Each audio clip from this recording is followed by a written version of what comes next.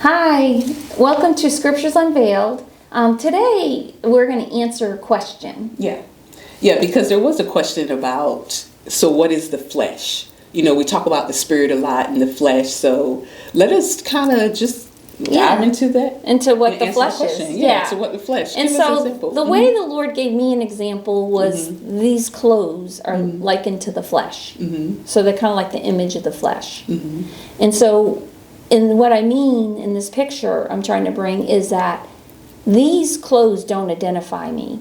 So I can put these clothes up on a rack or whatever, and if you came by and saw the clothes, you might remember the clothes on me, but you're not going to say, hey, Jeanette, and start striking up a conversation. Yes. How are you doing today? How you hanging? So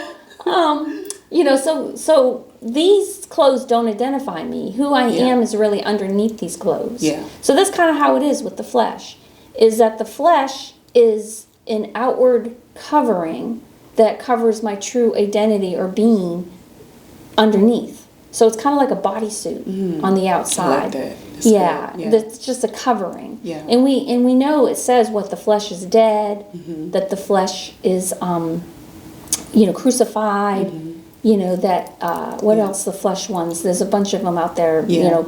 Call no man by the flesh. That the flesh is circumcised. Yes, circumcised. Right, that's circumcised. So we see all these things about the flesh. And so really it would be like if you saw in a natural example for the spiritual truth, it would be like a parable that I'm wearing these clothes. Does that identify me? No.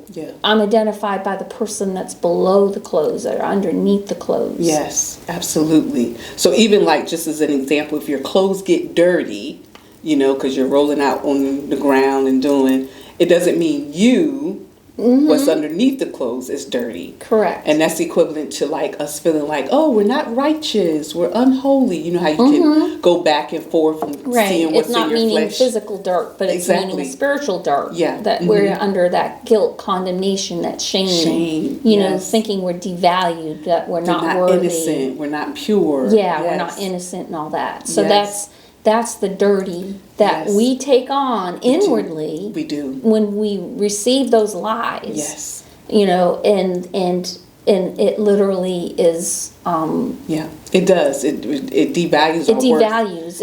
And it comes from the flesh, because the flesh is still attached to the fallen tree. It is, and it's so weird you should say that, because that's when it first entered in, when Adam, ate from the tree of knowledge of good and evil.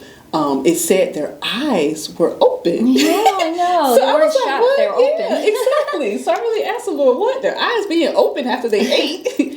And so he said that they were open to their flesh. For the first time, what they did is they combined their flesh and who they were as one. Wow, they start to see it. That's why God had to separate it. But their eyes were open to it. That's why they had such a need to want to cover, to make their own covering, because they could see their flesh. They could see that they were naked in their flesh. And so they had this need to cover themselves rather than have God cover them. Right. So they started identifying themselves outwardly with the flesh. Yes. They became one with it, literally. Their identity of the flesh no longer saw themselves through the eyes of God, but through the flesh. They're looking down.